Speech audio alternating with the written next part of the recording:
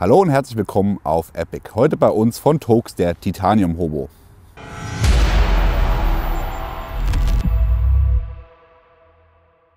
Toaks baut Töpfe und Titan-Hobos, Holzvergaser, Öfen für den Outdoor-Bereich. Ich habe heute hier den großen dabei, den nutzen wir auch schon eine ganze Weile.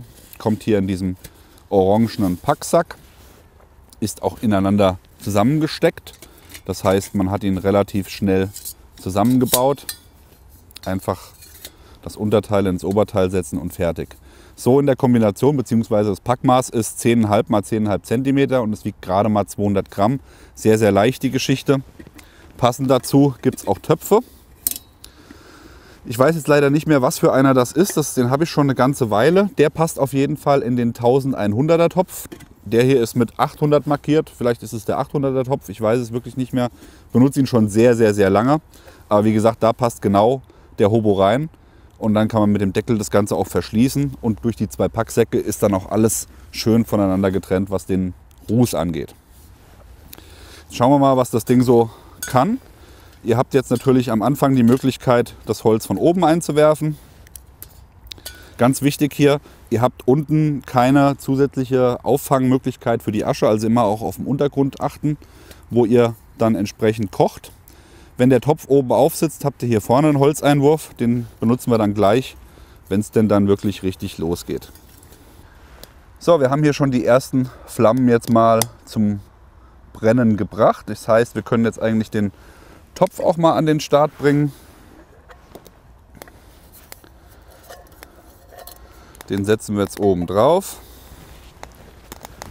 Natürlich haben wir hier auch noch ein bisschen Wasser. Und dann schauen wir mal, wie der Hobo so arbeitet. Der Rauch zieht immer zu den Dummen. So viel steht auf jeden Fall schon mal fest. Hier sieht man jetzt übrigens ganz schön hier unten im unteren Bereich. Ich koche ja hier auf dem Holzstamm. Das ist natürlich jetzt, wenn ich jetzt im Wald wäre, wäre das ein No-Go. Ja, einfach aus dem Grund, weil hier das Holz wahrscheinlich schon unten anfängt zu brennen. Das haben wir jetzt hier natürlich gut kontrolliert. Wir sind ein ganzes Stück weit weg. Der Boden ist feucht. Also das ist jetzt hier in dem Fall kein Thema. Aber das werden wir gleich sehen, wenn wir den Kocher dann mal zur Seite stellen. Da wirklich immer drauf achten. Am besten auf Steinen kochen oder ein Erdloch ausheben oder sonstige Sachen. Da auf jeden Fall immer drauf achten. Ja, ansonsten seht ihr ja schon hier, der schlägt ganz gut Flammen. Das Wasser wird auch gleich schon so, dass man mit dem Finger nicht mehr reintauchen kann. Haben jetzt ungefähr 3 Minuten Kochzeit bereits. Die Außentemperatur liegt bei 7 Grad. Habe ich jetzt so geschätzt. Nein, habe ich kurz vorher im Handy nachgeguckt. Während wir hier drauf warten, dass das Wasser kocht. Also ich persönlich finde Titan eins der besten Materialien für Outdoor-Kochen.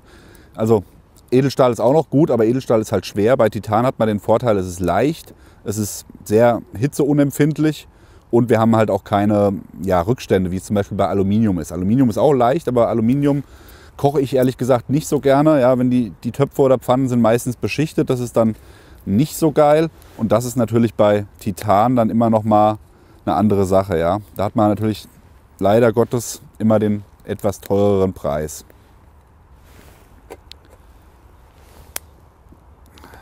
So, es wird langsam heiß. Lang dauert es nicht mehr.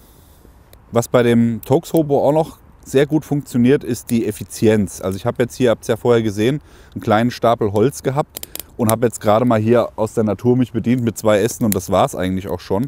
Und ich bin mir sicher, dass das auch reicht, um das Wasser zum Kochen zu bringen.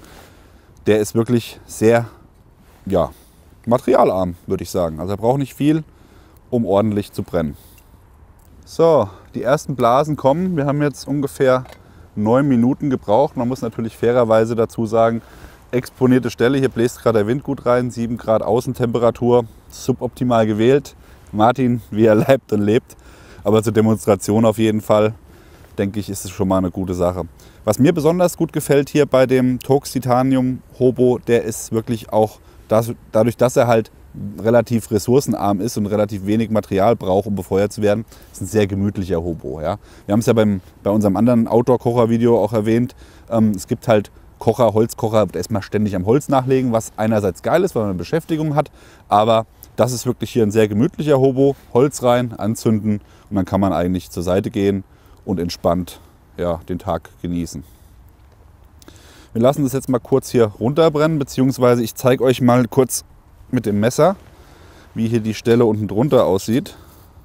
Ich habe jetzt mal hier den Kocher zur Seite geschoben, da seht ihr es ganz gut. Also der Stamm unten drunter, der hätte hier gut oder hat gut Feuer gefangen. Da muss man wirklich aufpassen, dass man da den richtigen Untergrund wählt, wie ich es schon erwähnt habe. Ich nutze den Toaks Titanium Hobo schon eine ganze Weile und muss sagen, das ist wirklich auch eins meiner Lieblingskits in der Outdoor-Küche. Einfach weil er relativ kompakt ist. Er ist super leicht. Also in dieser Kombi hier mit den Beuteln, Tasse oder Topf besser gesagt, mit Deckel und dem Kocher haben wir gerade mal 420 Gramm. Ich denke, das kann sich auf jeden Fall sehen lassen. Und da hat man hier immerhin 800 Milliliter Wasser. Relativ schnell, 7-8 Minuten, je nach äußeren Einflüssen zum Kochen gebracht.